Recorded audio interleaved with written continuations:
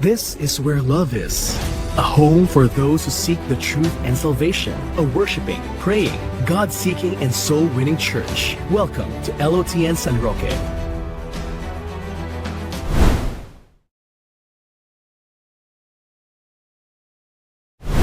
Magandang umaga sa ating Diyos natin sinasamba. Maraming salamat sa Diyos sa isang linggong muli idinako tayo dito. Mga bagay na pinagkaroon na sa atin ay pasalamatin sa Diyos. Ang pag-aaral po natin ngayon ang the new birth.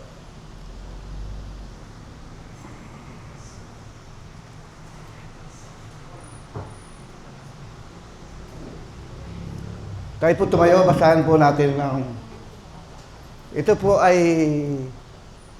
sinabi ng Panginoon kay Nicodemo. Basahan po natin sabay-sabay. 1, 2, 3. Jesus answered and said unto him, Verily, verily, I say unto you, except a man be born again, he cannot see the kingdom of God. Tayo po tumayo. Maraming salamat sa salita ng Diyos. Ito po ay 1 to 25. Kinuha ko lang po yung pinakabuod ng John 3:3. Ito po ay kung si Nicodemos na pumunta kay Jesus Christ. Bago po tuluyan, ano yung po mga ano niya, ano po yung introduction. Tayo po ay inay po ng born again, born Christian. Pero po, yung mga born again, na katulad natin, na true born again, di tayo po katulad ng hindi born again. Ano pong pinagano po ng conversation nila Nicodemus sa Jesus Christ nung pumunta siya ng gabi? Bakit po si Nicodemus ay pumunta kay Jesus Christ gabi? Baka kasama niya yung makita po niyang kasama niya mga pariseo o yung mataas sa ng gobyerno nila. Kaya po gabi siya pumunta. At tinanong niya, kagaya ko po si Nicodemus, bago po akong makakilala sa Diyos, tinanong ko sarili ko, ano ba yung born again? Yung palagi ko pong palaging sinasabi ay nahan ko po sa paggawa ng Bible study, na-realize ko at nahalaman ko ang kalagan ng born again. Ano pong conversation ni Jesus Christ at Nicodemo? Ito, basahin ko po sa John 3:3, 5 and 7. Basahin ko po sa John 3:3. Jesus answered and said unto him, Verily, verily, I say unto you, katotohanan, katotohanan, sinasabi sa iyo, except a man be born again, he cannot see the kingdom of God. Kung di mababorn ang isang tao, hindi niya makita ang kaharian ng Diyos. Jesus Christ po nagsasabi. At sinabi rin po, sa verse 5, Jesus answered, Verily, verily, I say to you, very, verily, except a man be born of water of the Spirit, he cannot enter in the kingdom of God. At verse 7 po, marvel, not that I said unto thee, ye must be born again. Kailangan po maging born again tayo po. Ano po sinasabi?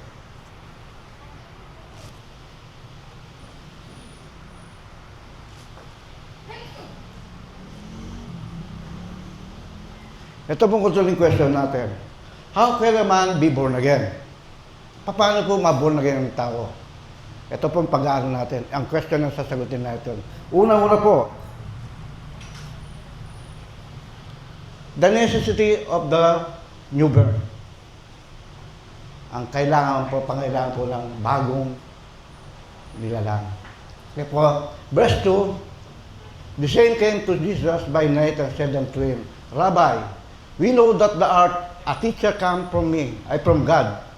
For no man can do this miracle that thou hast except God bid him. Hindi po matanggap ang bagay na ito kung wala sa kanyang Diyos. Magtanong po si Nicodemus dyan. Teacher,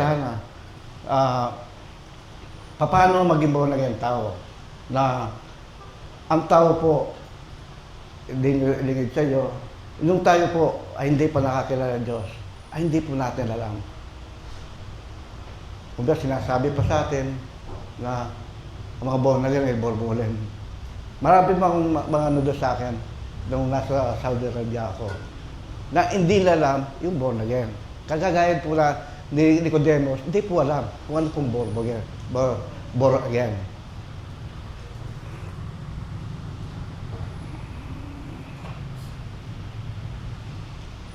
Number 3, Jesus answered and said to him, Verily, verily, unto you, the except a man be born again, he cannot see the kingdom of God. Kung di po maborn again tao, hindi tayo po makarating sa kingdom of God.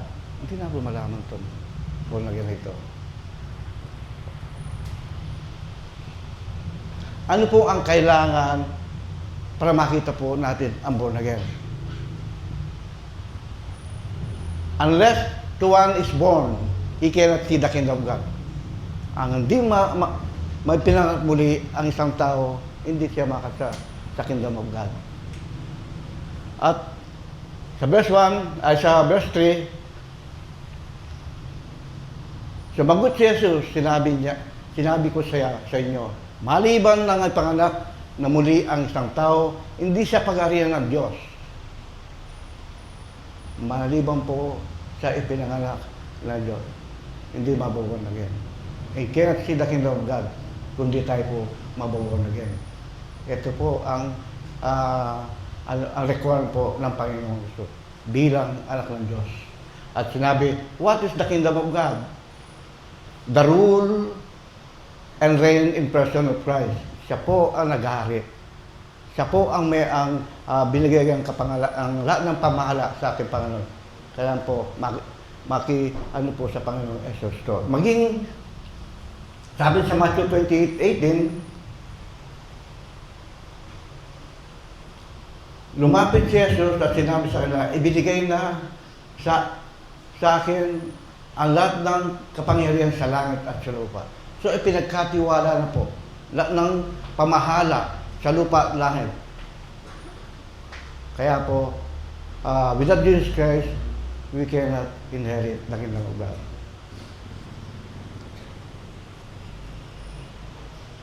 Letter B, a spiritual kingdom is not in this world. Sinabi po ng Panginoon, ang kingdom hindi po sa mundong ito. At sinabi po sa John 18:36, sumagot si Jesus, ang kaharian ko ay hindi mula sa sanlibutan ito. Kung ang kaharian ko ay mula sa sanlibutan ito, ang aking mga tauhan ay magpaglaban sana upang ako'y huwag may bigay sa mga Hudyo. Ngunit ang aking kaharian ay hindi mula sa dito. So ang kaharian po ng kingdom to nasa langit. Kung nasaan po nakareign ang ating Panginoon. Hindi po sa lupa ang kanyang kaharian.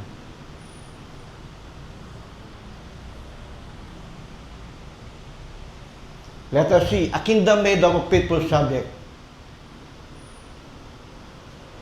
Colossians 1:13, inilinis niya tayo sa kapangyarihan ng kadiliman at inilipat sa kaharian ng kanyang minamahala. Inilipat po tayo. Namula sa makasalanan at ilipat sa mga sa Diyos. Ilipat sa Jesus Christ upang tayo'y maghari sa ating buhay. Ating Panginoon. Letter D, a kingdom both present and future. Ito po ang kaharian ng ngayon at sa kinaharap natin. Yun po ang sabi ng Panginoon. At sinabi sa Matthew 13:14-43, susuguin ng anak ng tao ang kanyang mga anghel. At titipunin nila sa labas ng kanyang kaharian ang lahat ng sanhi ng pagkakasala. Ang lahat ay kasamaan. At 42, itapon nila ang mga ito sa poy. Doon ay magkakaroon ng pananangis, pangangalit ng mga ngipin. 43, kung nagkagayoy, magliwanag ang mga matuwid na tulad araw ng kaharian ng kanilang Ama. Ang mga may pandinig ay makinig. Yung po ito, yung sinabi ko, yung sa end times. Sa end times po ang mangyayari sa mga hindi kumikilala sa Panginoon. At hindi tumanggap sa Panginoon, ito maranasan nila.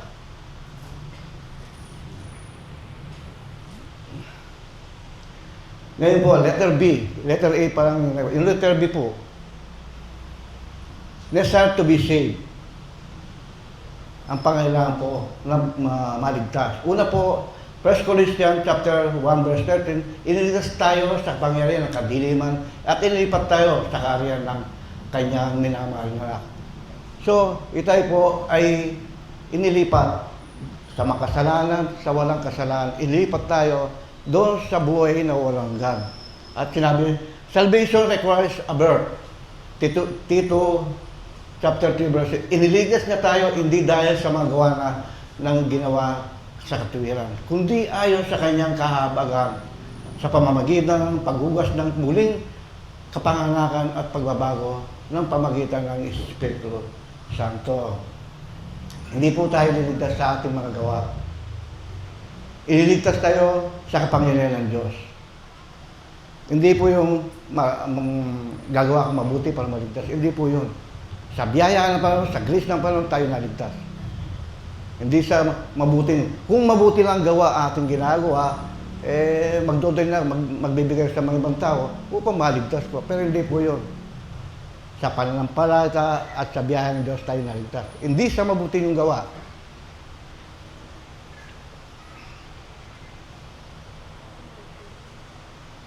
Number 2 po, yung una po ay necessity of new birth. Itong pangalawa po, the nature of new birth.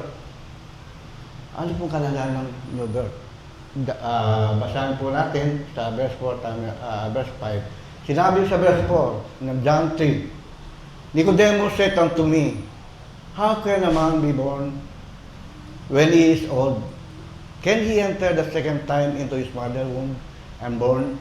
Verse 5, Jesus answered, verily, verily, I say to you, except a man be born of water and of Spirit, he cannot enter the kingdom of God. Hindi po tayo pwedeng mababon again kung hindi tayo nabaptismal at baptism ng Holy Spirit. Hindi ko po mag-attend na kayo dito araw. Hindi po. May requirements ng Panginoon. Kailangan mabaptismuhan ka at mag-baptism ng Holy Spirit. Ito po ang requirement ng Panginoon.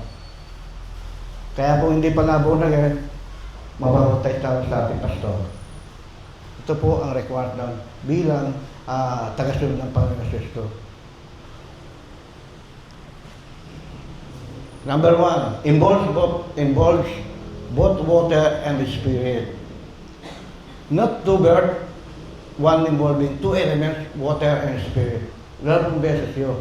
At sa pangalawa po, but one, both born of water and the Spirit. Ito number 1, hindi po dalawang baptism. Isa lang yun. Magkasama ang tubig at saka Espiritu. Itong pala po, one lang po. Sinabi sa Colossians chapter 2 verse 12, sinabi, nang ilibing kayo kasama niya sa bautismo, kayo rin ay muling binuhay at kasama niya sa pamagitan ng pananampalataya sa kapangyarihan ng Diyos na muling bumuhay sa Kanya at muli sa mga patay. Ito po yung sabi ng Panginoon. At verse 13, at kayo'y mga patay dahil sa inyong mga kasalanan. At sa di pagtutuli ng inyong laman ay Kanyang binuhay kayong kasama niya nang ipatawad niya sa inyo ang lahat ng mga kasalanan. Una po, makasalanan tayo lahat, no? Walang hindi po makasalanan tayo lahat. Pero sa buti ng Diyos ay binuhay tayo. Namatay si Kristo at nabuhay pa. Kung namatay si Kristo at di nabuhay, wala din tayo sa ngayon. Kailangan po nabuhay si Kristo at mabubuhay din kasama niya. Siya mag-aari sa atin ang Panginoong Kristo. Kaya po yung mga sinasabi ng Panginoon.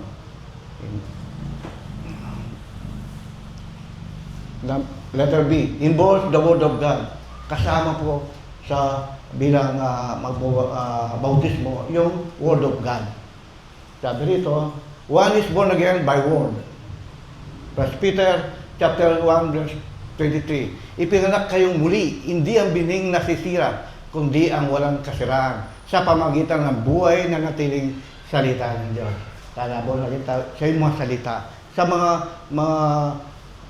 salitang nadidinig natin sa ating mga mga leaders, mga pastor, yun po ang masalitang ng kasama involved the Word of God in baptism bilang born again. At letter A, the incorruptible word that is preached. 1 Peter 1:25. Ngunit ang salita ng Diyos, ng Panginoon ay nanatili magpakalaman. Ang salitang ito ay magandang balita na ipinangaral sa iyo. Sa ang buhay nito, ang buhay di nasisira ay papalitan ng ang buhay na itong nasisira, papalitan hindi nasirang buhay na walang hanggan. Ito po ang sinasabi ng Panginoon.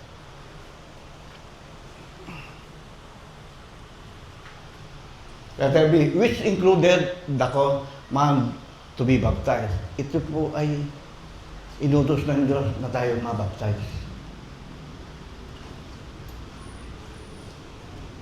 Jesus sacrificing Christians in church by washing of water by the word. Ephesians chapter 5 verse 25. Sinabi nito, upang ang kanyang pakabanalin siya dininis ng pamagitan ng pagbuhos ng tubig salita. The new birth involves several elements po. Ang pagbautismo ay kasama ng tubig, espiritu, and word of God. Kung di po natin ang word, di po pwede baptize ng water and spirit. All coming together was one response to the gospel in the baptism. Ito pong inutos ang requirement ng Panginoon. Number 2 po, the evidence of new birth. Ang ebidensya po ng bagong nilalang. Sabi sa verse 6, 7, and 9, sabi nito, ang ipinanganak sa laman ay laman, at ipinanganak sa espiritu ay espiritu. Verse 7, huwag kayong magtaka na akin sa iyo, kailangan kayo ipanganak na muli. Sa verse 8, umiip ang hangin kung saan ito ibig naririnig. Mo ng ugong nito, ngut hindi mo nalalaman kung saan ito nanggagaling. At kung sa tutungo, ganun ang bawat isang ipinanganak sa ito. Ganun din po tayo. Kasi hindi po alam, pag naborn na ganito, hindi na nagbabago yung sarili ng espiritu natin. Kagaya po ng hangin. No? Kundi alam po natin na pero hindi na alam kung saan pupunta ang gagaling. Kagawin natin, na dahan-dahan po tayo, hindi natin alam, tayo po na ng espiritu. Pinabago ang ating mga pamuhay, lahat ng buhay sa mundong ito. Binabago po tayo. Yun ang espiritu. Letter A, sin of the spirit. We will not expect what the spirit produce in the spirit. John 3:6, ang ipinanak sa laman ay laman, at ipinanak sa espiritu ay espiritu. Verse 2, like the wind, we do not see spirit itself, but the effect of the producer. Ang nangyayari sa atin.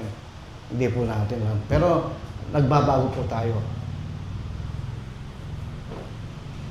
Letter B, seen by the fruit of Spirit. Paul described the evidence of the Spirit. Ito po, sa Galatians 5:22-23.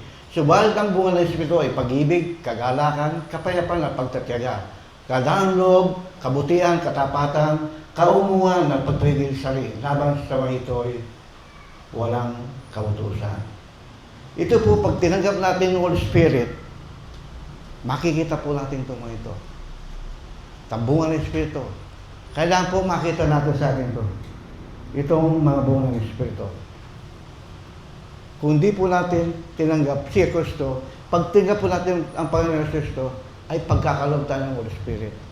Upang itong sa ating pamuhay sa pang-araw-araw, makita natin ito. Iyon. Ako po, ang kumisan, may hintang ulo. No? Kumisan, siyempre, hindi man lalo na kondisyon. Kumisan, may hintang ulo, no? May madiligan, sisigaw ka na. Kailangan po makita natin lahat yan. Ilan na po ang natupad natin sa mga ito? Siyam to, no? Tambungan ng Espiritu. Yung pag-ibig, kagalakan, kapayapaan, pagtiyaga ng loob, kabutihan, katapatan, kamuhan, pagpigil sa laban sa mga ito ay walang kautusan. Kaya po makita po natin sa buhay natin. No? Pangalawa, which come not only being a born of spirit, by walking in the spirit,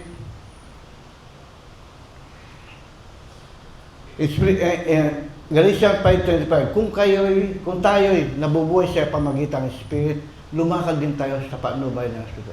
Kung tayo nabubuhay sa Espiritu, ay kailangan lumakad po natin sa gusto ng Espiritu.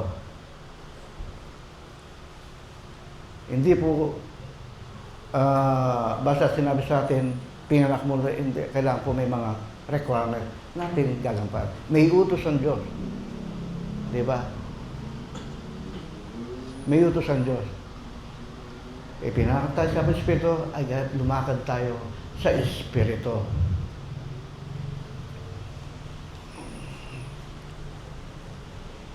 Pang-apat po, malapit na matapos. The basis of New Birth.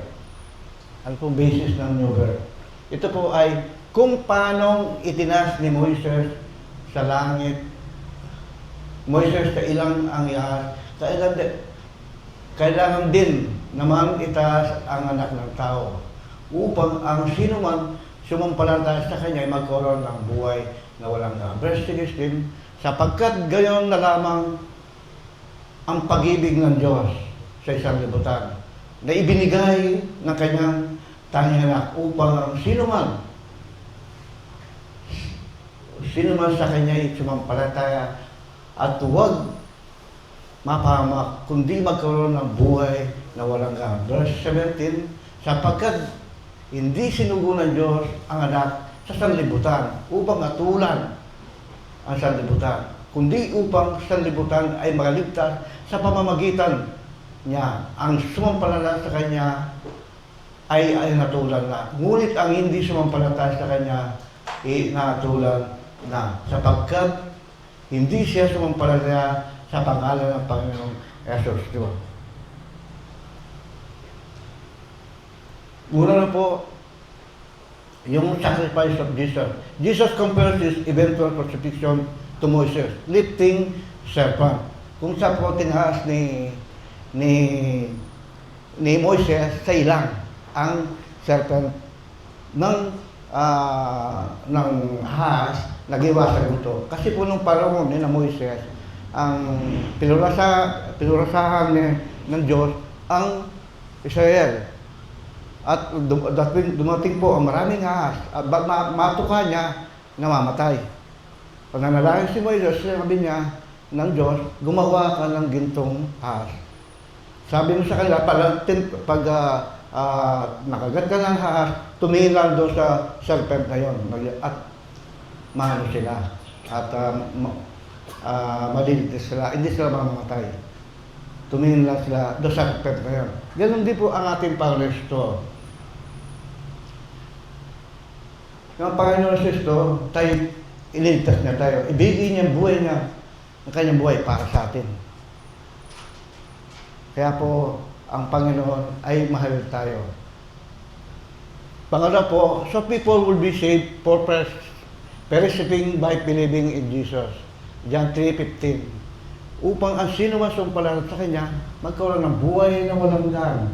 Without the redemption of sin, regeneration, baby. Wala pong alaga. Maging meaningless po ang pag-Jesus sa atin. It's meaningless po.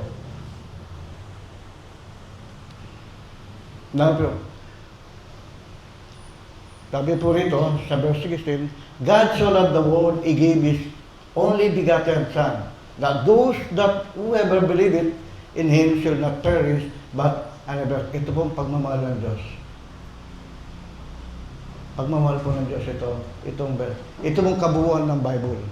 Itong verse 8, yung verse 16 sa buhay natin. Na kung hindi ang Panginoon, na binigyan niya yung bugtong anak, wala tayong kaligtasan. Ganun na tayo nangyari sa Old Testament. Kaya binigay ng Diyos ang Panginoon dahil mahal niya tayo. Mahal tayo ng Diyos. Sino ba sa inyo ang ang ano niya, iyan niya buhay niya sa kaibigan niya. Wala. Ang Panginoong Jesus lang. Ang binigay niya tayo, binigay niyang Ama, siya Kristo, upang tubusin tayo. Mahal na mahal tayong Diyos. Kaya po, tayong lahat, ba't tayo magsasamba? Ba't tayo mag-ano? Pag tinigam mo ang Panginoon ito at sumampalataya sa Kanya, ay magbigay tayo ng buhay na walang hanggan. At mga pangailangan tayo, dahil sumunod na tayo, ang pangailangan tayo, umika man, ay bibigyan niya. Dahil mga kapatid niya, o anak tayo. Alam niya po, ang pangailangan natin. Hindi pa lang sinabi, alam na niya. Kaya ang Panginoon ay napakuti sa atin na mahal niya ang mundo ito. God, number 2, God does not want anyone to perish or be condemned, but to be saved. Dumating po ang Panginoon Jesus dito, hindi para i-condemn ang mundo, bagos na iligtas sila. Iligtas po tayo. Ito po ang kaligtasan ang ating inangad sa buhay na ito. Hindi po yung sa buhay na kadiliman. Number 5 po, the rejection of this world. Letter A po, many love darkness more than light. In number 1 po, light Jesus come to the world. Sa verse 19, and this is the condemnation that light has come into the world. Ito po yung ayaw tanggapin ng Panginoon Kristo. Ayaw po tanggapin ang Panginoon Kristo. Gusto po na yung kadiliman. Ayaw na pong magbago. Ayaw na nga sila ng kasalanan nila. Yun po yung mga nagre-reject sa Panginoon. Kaya, at dito sa number 2, there are those who love the darkness because of evil deeds. Verse 19, and men love the darkness rather than light. Light because of their deeds were evil. Ayaw niyo po ang liwanag dahil siya ka lang masasamang gawa. Masamang gawa.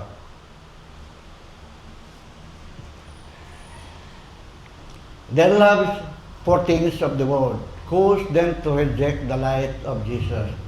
Ngayon po, tatanungin kayo, do you want to save? You will be born again.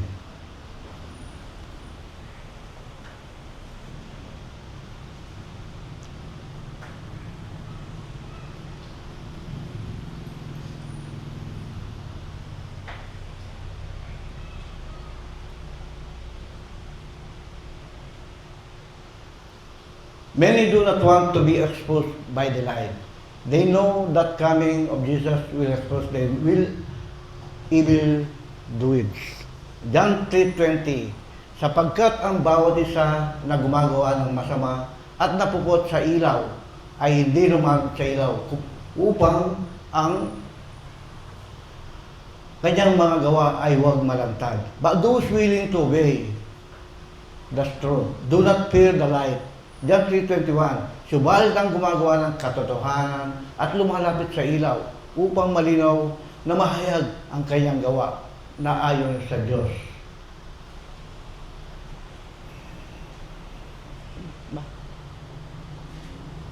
Midaya.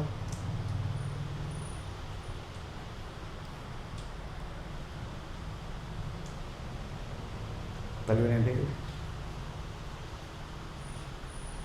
Yeah. Konklusyon na po tayo. Number 1, it is with Nicodemus. Jesus reveals about being born again. Letter A po, the necessity of new birth. One cannot be Christian unless born again. Letter B, the nature of new birth. Birth involving both water and spirit in baptism.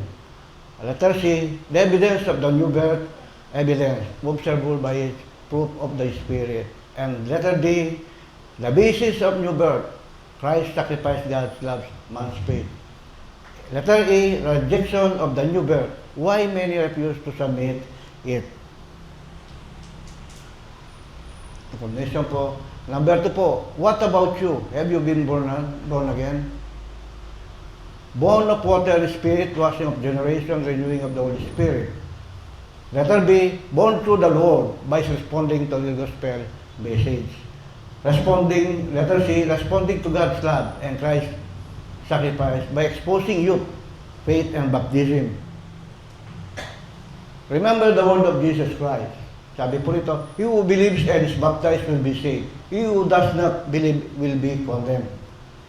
Sa Mark 16:16.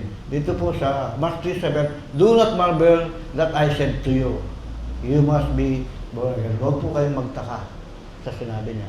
Kailangan po, ma-born again. God bless po. Maraming salamat sa Panginoon. Tungkol po sa kapanganakan ng isang tao sa espiritu. Kasi po tayo po, ang tao po ay composed of three part being, body, soul, and spirit. So, ang magkasala po ang tao, namatay po ang kanyang espiritu. The Bible presented death as separation. Ibig sabihin po, na-separate ang kanyang espiritu, namatay ang kanyang espiritu, siya pawalay sa Panginoon. Subalit dahil sa biyaya ng Panginoon ay sinugo niya ang Panginoong Yesus upang siya po ang tumubos ng lahat ng ating mga kasalanan.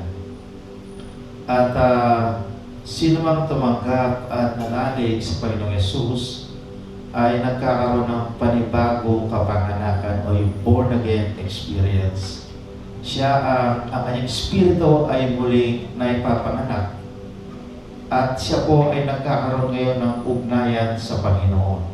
Kaya nga yung original na disenyo ng Diyos, yung body, soul, and spirit ay nabubuo, nakukumpleto dahil ang tao ay tumanggap at nanalig sa Panginoong Jesucristo. Ang born again po, hindi siya isang reliyon, kundi isang relasyon na kung saan nawasak, napawalay ang tao dahil sa kasalanan.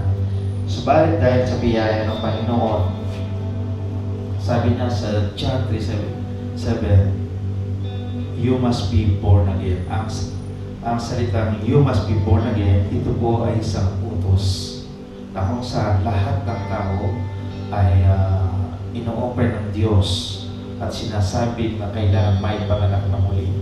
Sapagkat hindi makakarating sa karya ng Diyos ng sinumang taong hindi tatanggap o born again na niyang kanyang spirit sa buhay na ito. Ayan po. So, salamat po sa Diyos sa kanyang salita. Hallelujah.